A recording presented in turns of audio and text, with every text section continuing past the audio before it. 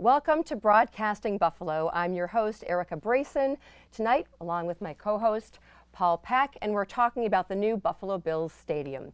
Reporter Jason Guth has more on what Western New Yorkers think about this deal. We're here at Highmark Stadium. If everything works out, will this be the new home of the Buffalo Bills? Negotiations for the Buffalo Bills' new stadium have been ongoing since the summer months. While Governor Hochul has worked to keep the team in Western New York, Buffalo Mayor Byron Brown feels the surest way to keep the team here is to build the stadium in Orchard Park. I came out publicly and said that the new stadium should be built across the street from the old stadium in Orchard Park because I thought that there was a risk of potentially losing the team to Buffalo. Mayor Brown also pointed out that having the Bills here in Western New York helps our economy and gives Western New Yorkers a sense of pride. But being realistic that the team has a significant value, it's important to our community economically, also emotionally, because of the identity that it gives our city and region. The new stadium has an estimated price tag of $1.4 billion. Representative Brian Higgins feels that Bills owners Terry and Kim Pegula should pay their fair share. There was a time where communities would build a stadium like that and the public would pay for it. Those days are over. I think you need to have participation on the behalf of the ownership. They make a lot of money. Congressman Higgins also alluded to the sense of pride Buffalonians have in being the home of the Bills. It's a great source of pride for people in Buffalo and Western New York. So I think there is a consensus amongst the public sector and the private sector to build a new stadium toward the goal of keeping the Bills in Buffalo for the long term. If the stadium were to be built downtown, season ticket holder Zach Parag says he wouldn't renew his tickets. Probably not. I mean, it's a pretty good location right now. I live within 10 minutes of here, so it's just a nice, quick walk or quick drive over. Fellow Bills fan Thomas Tedesco, on the other hand, says that he would like to see the stadium downtown. I think having it downtown would probably be the way to go. Where exactly downtown, I'm not sure, but I feel that, if you look at other NFL stadiums across the country, like the Pittsburgh Steelers, their stadium, Heinz Field, comes to mind automatically. It's right in their downtown there. The new stadium is expected to have fewer seats, which has some fans worried about higher ticket prices. That's definitely a concern because, now that there's going to be less supply, then your demand's going to go up and therefore your price is going to go up. Another important issue to fans is whether or not the stadium should have a dome. I do feel still somewhat that that's part of the Buffalo identity is, playing outside in the elements. I would say having a dome is probably a good idea, especially with the weather, the wind, the snow, stuff like that adds up and gets a little dicey in there sometimes. Reporting from Highmark Stadium in Orchard Park, I'm Jason Guth for Broadcasting Buffalo. Well, thank you, Jason. When we return, we'll dive more into the stadium deal. We'll be joined by Nellie Drew, a professor specializing in sports law at the University at Buffalo and the director of the UB Center for the Advancement of Sports, and Vic Carucci, an NFL Network contributor, WGRZ co-host for SiriusXM NFL Radio as well. We'll be right back.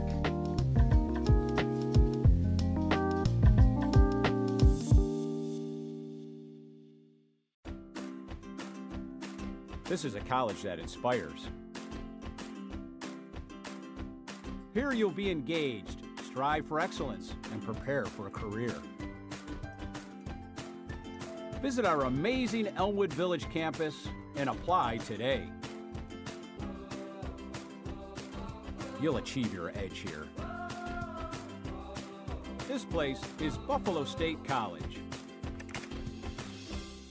No matter the occasion, Premier Gourmet is here for you. Featuring Buffalo's best craft beer selection, grocery store items, coffee, and gifts. Find locally made Buffalo products and everything you need for your home bar. Visit premiergourmet.com. Experience Buffalo and Erie County's unique stories with the new Buffalo History Museum podcast. Connect with Western New York's history as you listen to detailed narratives about heritage, architecture, business, innovation, and significant events and people throughout time. The podcast takes inspiration from the museum's collection and beyond, from experts on staff and featured guests. From the 1918 influenza to F. Scott Fitzgerald, experience the stories that make up our region. The Buffalo History Museum podcast. Listen wherever you get your podcasts. Welcome back to Broadcasting Buffalo. I'm Erica Brayson. And I'm Paul Peck, and tonight we are joined by Nellie Drew and Vic Carucci, who have both worked in sports for many years. And I guess the question to begin with for both of you, Nellie, and we'll start with you, why does Buffalo and why do the Bills need a new stadium? Well, as I'm sure you know, there have been extensive investigations as to the amount of repair that would be necessary to make the stadium playable for an extended period of time. And the amount of investment required is significant. We're talking about hundreds of millions of dollars for a 10 to 15 year timeline. So given that investment, it seems to make sense to look longer down the road, and if you invest incrementally more, you get 20 to 30 years as opposed to maybe 10 to 15, and a much better physical plant, greater amenities, greater opportunities for revenue, and you get that splash, right, of that Buffalo facility, and the Bills are hitting Highmark, right? And Literally. the NFL wants a new stadium as well, right? Well, first and foremost, that's where this discussion begins. The NFL is demanding this new stadium. It doesn't desire it, it doesn't want it, it's demanding it. And it's forcing the hand of Western New York to have a new stadium here or else. And what's the or else? Yeah, there are other cities that will take an NFL team in a heartbeat. It's the top brand in sports. It's the top brand in almost anything, and cities covet it. Cities will pay a lot of money of it. See Las Vegas and the checks they wrote to get the Raiders from Oakland to there. It can happen. It certainly could happen here. It's been threatened before by previous ownership. Ralph Wilson. How did you get Highmark Stadium built? Well, you threatened to go to Seattle back in 1971, had a deal almost worked out with the King County. In fact, they had a press conference. The King County, whatever they call him, commissioner or whatever, was talking on the record, as was Ralph. We don't want to do this. We'd rather be in Buffalo, but we can't stay at War Memorial Stadium. That's how that got done. So the pressure and demand of the league to help its teams get a stadium built. The league doesn't really care where, but they do care that it's done. Well, Vic, you've been covering Buffalo sports for a really long time, so let's just talk about the bottom line here. The importance of having this team in Buffalo. The team in Buffalo, yes, we need a new stadium, and that's going to bring all sorts of other things, but just the significance of that. And Erica, that is the bargaining chip. That is exactly what the Bills know they have, what the NFL knows that they have in the Bills for this area. This is a really small market, second smallest in the 32 league NFL. By all rights, you would look at it and say, really, an NFL team in Buffalo? I mean, how do you manage it? No Fortune 500 companies, so forth. You hang on to what you have, and this is the way to do it. You're calling the shots. The governor has said as much. Governor Hochul has basically said, you know, we don't want to lose this team, and they basically could go elsewhere. They know they are bargaining from a huge disadvantage, which is why these negotiations always favor the teams. You know, Nellie, as to Vic's point, the Bills are such a part of Buffalo. It is ingrained in our culture. So does that make it hard to look at this as a financial deal and to make sense and to justify the money? How do you factor in the community aspect of this? Oh, how do you put a price on that? And you know, full disclosure here, I'm one of those crazy people out there with my kids at the airport at 2 a.m. and 10 degrees, welcoming them home even when they lose. I mean, you can't put a price on that. But to your point, and to also your point with the market, I mean, it's this intergenerational thing, and it's not just in Buffalo. I mean, we all know about my kids certainly have left the area, and we watch the Bills games together on Sunday. You can't put a price on the family, Right. the family connections, the being in name your airport or your beach where you're wearing the Bills cap and somebody says cultural. go Bills. It's cultural. It's the Bills Mafia is real, and especially the philanthropic part that they have built out for the last several years. It's a tremendous thing, and I'm not sure you can put a dollar value on it, but there is a dollar value you can, and that is the extent to which those payrolls, which are pretty significant, right, result in New York state taxes. Right. That is a good chunk of change. So it's not entirely all rah-rah, though there certainly is. And I would also argue, and Vic, I'd be interested in your perspective on this, the extent to which Western New York in particular supports this team beyond all reason.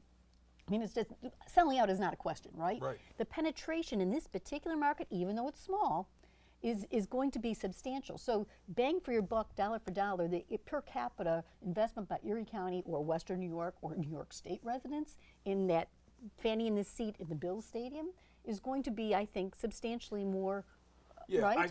I've seen both sides of that argument. You're making a point, definitely a legit point, but I think the breakdown, as I've heard other experts analyze this and people with whom I've spoken or pieces I've read or whatever, say that the financial windfall for the community isn't as great as one might think, just in terms of the data, the game to game, the number of games, which of course is small. We're talking under 10 generally, or 10, and you count preseason in there and so forth, and lower attendance for that.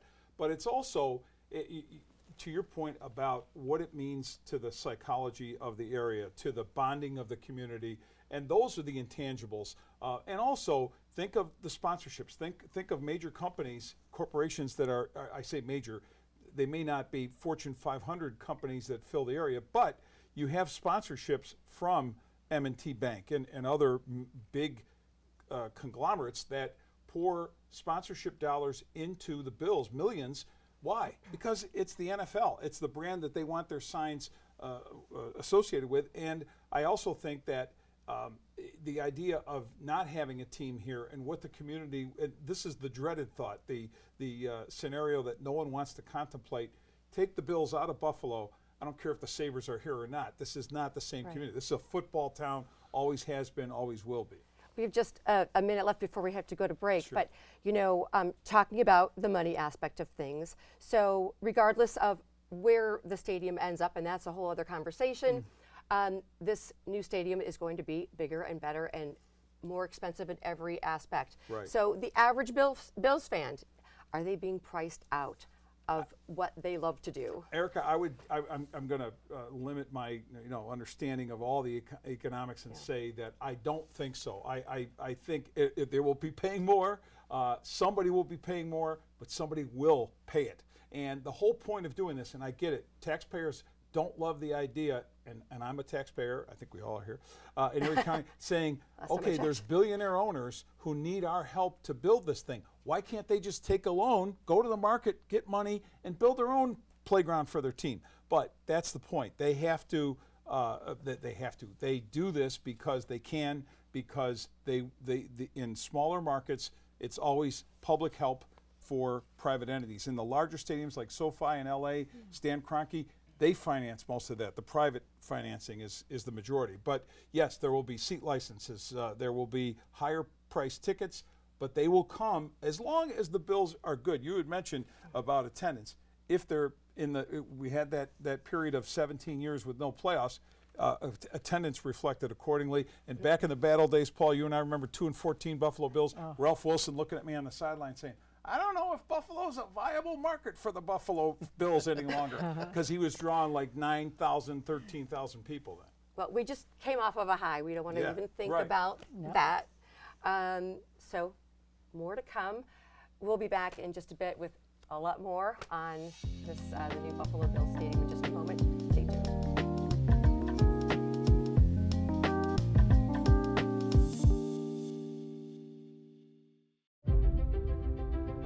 Believe, inspire, achieve. These three simple words capture the progression of each student's journey at the college.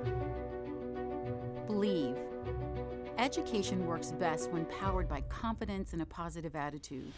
When students believe in themselves, great things can happen.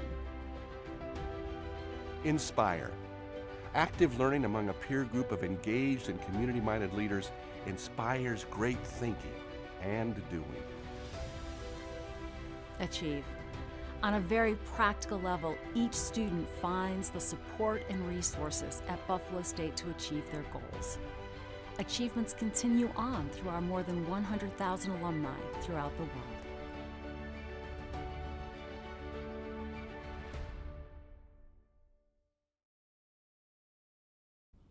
Hello, Buffalo.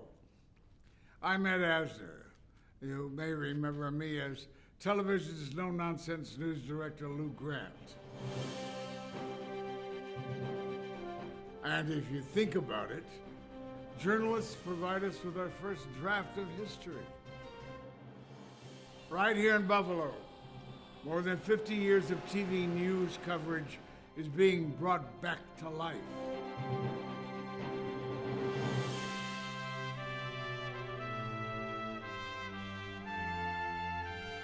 Local stations are working with the Buffalo Broadcasters Association to bring back the stories that helped define the Niagara frontier. The Pheasant Lane neighborhood, where drifts reach to the rooftops. It's called the Archive Project, and I support it with all my heart. So should you. Welcome back. I'm Paul Peck here with Erica Brayson and our guests Nellie Drew and Vic Carucci as we continue to talk about the Bills Stadium issue, Erica. Absolutely. Well, Nellie, let me ask you. And in real estate, they say location, location, location, right? Let's talk about that a little bit. You know, this has been tossed around for years. City of Buffalo, Orchard Park. We kind of know where this is going. We sure do. But, you know, you've got some thoughts on the pros and cons. Yeah, so I think the right decision is being made. Let me just Vic's thoughts on this as well, especially in terms of the timeline for construction and the amount of disruption the construction would have relative to the two sites. So back in the day when I was working for the Buffalo Sabres, we were looking at two sites for what is now KeyBank Center. We called it then Crossroads Arena. One was where it ended up, and the other was the theater district. And the concern there was that the infrastructure that would need to be put in place when you're putting, especially a facility like, you know, like a stadium that's going to seat 65,000 people, the infrastructure for just things like sewer, electrical, and the like is tremendous. Not to mention the whole highway piece of that, right? So that would have been a significant disruption of life and expense and time and potential litigation. And you're talking about buying people out and people not necessarily wanting to respond to eminent domain and the like. That's a big deal. So ultimately the decision was made to go with the Crossroads site, which was relatively dormant. You had a few existing businesses, not too many, and it could be accomplished more quickly at a much more cost-effective point. And the same thing is true here. And I believe I saw the differential in construction timeline between the two sites for the Bills Stadium, South Park versus Orchard Park, was 90 months to 68. That's 2 more seasons. And in addition to that, you're talking about the disruption of all of those people in that neighborhood and what that would mean. Yeah, what I've heard, the studies that were commissioned by the Bills, and I think the state did as well, reflected were that if you get involved with a timeline of 5 or more years, the useful life of Highmark expires. So that was definitely in the thought process. Now, I don't know what that useful life means. It still looks to me like Highmark in 5 or 6 years wouldn't disintegrate, but who knows? Don't look too close. Right. Don't look too. But I do think, Paul and Erica, and I do think that this is a conversation about practicality. To your point, Nellie, about the idea that this is you're disrupting less, and cost is not a small thing. But I felt all along greater good for the community would be putting a stadium in downtown Buffalo. I just think downtown is, you know, I look at the skyline. I've been in that tower at M&T and look around.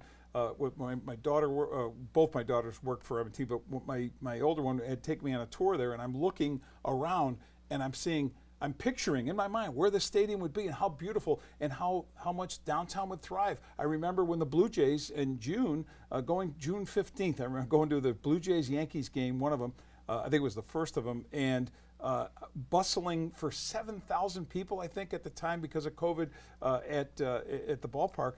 And on a wonderful summer night, how much energy and buzz was in Buffalo. And then I'm saying, multiply that times 10 on a Sunday or a Monday night or a Thursday night or whatever in downtown Buffalo, how amazing that would be. But they've insisted on keeping this, I guess, simple. The land will be cheaper, build it across the street, keep the other place in place. You minimize the parking disruption and all those other things. And here's the other key. This thing is going to, why does the league want this so badly? They want a structure that will support the infrastructure of where the NFL's next revenue maker, big revenue maker is. I say next, it's here. Gambling, online gambling, your phone and handheld device, your watch, wherever you can place a bet easily, prop bets during the course of the game. That is the action the NFL is seeking to a great degree, and they want that stadium compliant, as with all their stadiums, to handle that digital load every game. For perspective, there's only one current NFL stadium, that's Detroit's Ford Field, that has actually moved from a suburb to a downtown. So I bring that up to point out that it doesn't happen very often because it's a very big undertaking. Nellie, you're a crazy Bills fan. You've made that very clear. Dome or no dome? We know it's not going to have a dome. It's going to be covered, but we're going to experience the elements as a Bills fan. Are you happy about that? Yeah, absolutely I am. And I think most of Western New York is too. And there was a study back in the Gorski era that supported that. It's just, that's who we are. We like to sit there in lake effect snowstorms. It makes for more compelling TV. Do you remember this? Do you remember the snow game? Oh my gosh! You Yes. know, like, there was this great picture. And I wish I could get a hold of it. Somebody at the Buffalo News had a picture of. It was a Color Rush game of an opposing player eating snow in the end zone. It was wonderful. and that's Buffalo. So yes, that's part of it. Actually, Paul, that goes back to the point too about the location. You'd mentioned there was an article by Tim Graham about the orientation of the facility. And that's very much a point. Yeah. Unless has to face north and south. Exactly, because of equity in terms of the path of the sun. So if you plunk it down in the South Park site, the costs are going up even more because then you have to put the dome on top. And we know that people don't necessarily want to like that. But there will be covered seating, I'm told. 80% of the bowl is supposed to be covered in some way, shape, or form. Yeah, a canopy type structure and all of this, and I know these details could all be out by the time we even air, but the canopy is what's been described by the architect doing it. Would have upwards of, I think, 80% of the seats covered. But to your point about snow, and again, I'm speaking as someone who, when I'm at a game, I'm in the press box, so I am not going to pretend I love being out there in the elements. Yeah, Nellie, enjoy it. I love you. More power to you. I am this person who wants to stay in as warm climate as possible, but I do appreciate, I know the networks appreciate the visual of that and the storylines that come from that, of playing a game where you have to, shovel the lines, the yard lines and so forth, and the players marveling at their, playing in this. And they, what are players? They're men playing a kid's game. It's like a kid's deal to play in the snow. All right, so it's going to be outside, and we're going to be able to revel in the conditions that it will bring to Buffalo. We'll come back and wrap up our discussion about the Bills' new stadium when we return on Broadcasting Buffalo.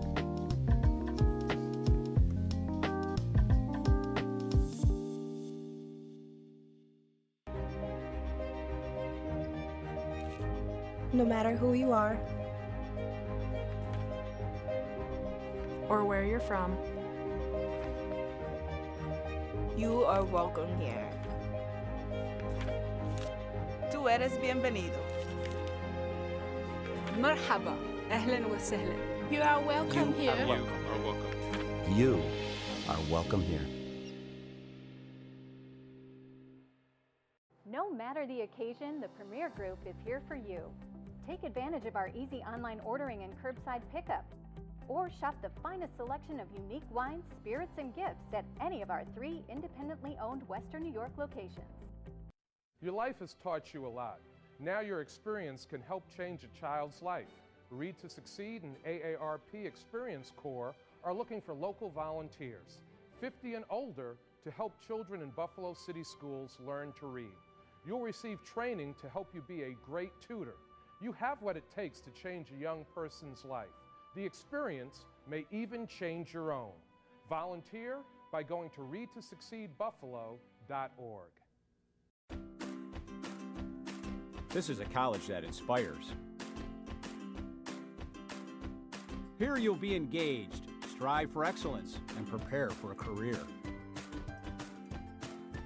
Visit our amazing Elmwood Village campus and apply today. You'll achieve your edge here. This place is Buffalo State College. Welcome back to Broadcasting Buffalo. I'm Paul Peck here with Erica Brayson and our guests Nellie Drew and Vic Carucci as we wrap up our discussion on the Bills' new stadium. Nellie, your final thoughts, and I know you want to talk a little bit about the Pegula's role and contribution to all of this. Yeah, so actually the day they announced they bought the Buffalo Bills was my birthday, and it was like the best present ever, right? Because there was a very real sense at that point in time, remember Bon Jovi, we still don't play him in my house, that we might actually lose our team after all of the effort and investment that Ralph Wilson had put into the community. And I guess I think it's important to remember what they have done for us in terms of purchasing the Bills, purchasing the Sabres, the development they have created at Harbor Center, And you know, there's a piece of me that thinks that we need to be supportive of their efforts as well. And I'm seeing this as building, you know, my part building for the next generation, right? They did it we had 50 great years of Bills football. I want my kids to have 50. I hold no grudges against Bon Jovi. If he comes on when I'm working out, I'm working out. He gets the pace going. So, but in terms of your point, Nellie, is true. The Coolers have made obviously a tremendous investment. It started with the purchase of the hockey team. Now, in their current state of the kind of the state of the union of the Pegulas, the hockey team right now is a financial loser in a big way. The team is bad. It's not drawing in ways that team needs to draw to support a very difficult, if not impossible, NHL salary model where gate receipts matter a lot more than in the NFL, where you have television revenue. And they're plugged into the NFL, which does make the money. They're making this investment in the NFL. I don't know that we'll ever see any kind of similar response with the hockey team, but with the NFL team, they're doing what is needed to be done because this is, as I mentioned, what the NFL has demanded. They want this team to stay viable in this community for as long as it can be on their watch, and this is how it happens. I think we're going to have a future show where we talk about what might be needed for the KeyBank Center, because it's getting to the point now where there's going to be some money that's going to need to be spent there as well too. It's a really interesting topic. I know it gets a lot of people's emotions going one way or the other, but as Nellie pointed out, we got 50 years of a stadium that now needs to be replaced. Let's make sure we do it right for the next 50 years. Get it done, right? Go Bills. Go Bills. Well, our thanks to Vic and Nellie for joining us today on this edition of Broadcasting Buffalo. If you'd like to learn more about the Buffalo Bills Stadium, you can find links on our website, buffalobroadcasting.com. We thank you for watching, everyone. Have a good night.